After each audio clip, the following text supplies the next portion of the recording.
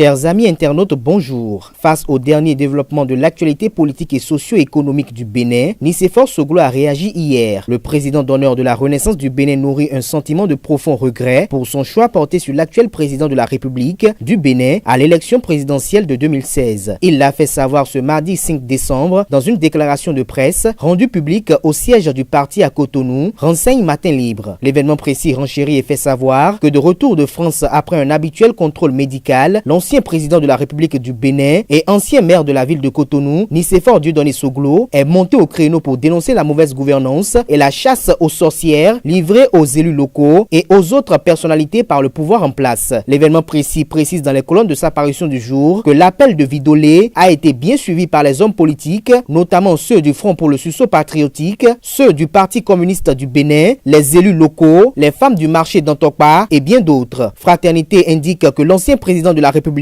voit à travers l'interpellation de certaines personnes dans les dossiers de malversation financière, dont Laurent Metoyon, un acharnement du pouvoir en place. Il a saisi l'occasion pour attirer l'attention des chefs d'État africains sur la bombe à retardement que constitue le chômage des jeunes et dont l'un des éclats est l'affaire relative au marché d'esclaves en Libye. Matin Libre, quant à lui, après avoir restitué les faits, dans son commentaire, pense que Nicéphore Dieudonné Soglo doit s'en prendre à lui-même. La réaction de l'ancien président de la République paraît intéressée avec la situation de son fils exilé, Léadi Soglo, qui est déchu de la présidence de leur parti politique La Renaissance du Bénin RB et révoqué de la tête de la mairie de Cotonou. L'actualité, l'autre vision, les pharaons, le potentiel, le challenge, Soleil Bénin Info, le génie et bien d'autres canards apparus ce jour, tous très acerbes dans leur analyse respective, trouvent que la sortie médiatique de l'ancien président Nicéphore Dieudonné Soglo est une sortie ratée. Pour eux, Nicéphore Dieudonné Soglo aurait dû se taire et épargner le peuple béninois de ses humeurs. Sans langue de bois, à leur avis, l'ancien président a manqué de sagesse. Comme exemple parmi tant d'autres, le challenge affiche en manchette hérésie politique d'un homme d'État en perdition, Nicéphore Soglo, grandeur et décadence. Congrès ordinaire du Parti de Renouveau Démocratique PRD, Matin Libre revient ce matin pour attirer l'attention de l'opinion publique nationale et internationale sur un fait assez probant. En réalité, selon les informations du quotidien, Adrien Roubedji a déjà fini avec l'actuel président du groupe parlementaire PRD, Augustin Aranvoy-Bla. Il ne s'est pas contenté de le réduire en militant lambda, il a surtout mis les garde-fous et pas des moindres en cas de rébellion. Pour qui connaît l'activisme de la victime, son entêtement et ses manœuvres politiciennes, il n'est pas évident pour le leader de Tchoko Tchoko d'opérer ce abcès sans précaution, relate Matin Libre. Promotion d'une béninoise dans une instance internationale, le Matinal et la Nation renseignent sur le fait que l'avocate au barreau du Bénin depuis 1986 et enseignante de droit à l'université d'Abomey-Calavi depuis l'an 2000, Reine Alapini Gansou vient d'être élue juge à la Cour pénale internationale CPI pour un mandat de 9 ans. C'était à l'occasion de la 16e session de l'Assemblée générale de la CPI qui se tient à New York aux États-Unis. Soutenue par le gouvernement béninois, Reine Alapini Gansou devient ainsi la première béninoise juge à la CPI. Pour le génie, c'est un grand honneur pour son pays, le Bénin. Lutte contre la corruption et l'impunité, l'opinion aujourd'hui communique que Jean-Baptiste Elias dément toute complaisance du Front des organisations nationales contre la corruption FONAC avec le pouvoir du président Patrice Talon. Interpellation dans les affaires CNSS, ONASA et CAIA, l'informateur en parle dans les colonnes de sa parution du jour à travers une analyse. Le quotidien béninois d'information générale trouve que ces différentes interpellations est la preuve qui rythme et rime à une enjambée remarquable vers l'application de la loi sur la corruption. Essence de contrebande, le quotidien La Source de l'info renseigne après investigation que plus d'une dizaine de postes fictifs de douane engrangent le million par camion chaque nuit. Le journal se désole du fait que seulement environ 300 000 francs CFA sont versés dans les caisses de l'État. La Source de l'info conclut à cet effet et indique en manchette que la gourmandise de certains douaniers mettent le pays en danger. Mettons un terme au rendez-vous du jour avec le quotidien Libération. Ce dernier informe que les travailleurs du ministère de l'économie et des finances seront en grève demain. Selon le Canard, l'ensemble de leurs revendications se rapporte au dossier de placement hasardeux des fonds de la CNSS à la BIBE. Un dossier qui a conduit sous mandat de dépôt leur camarade de lutte, Laurent Metoyon.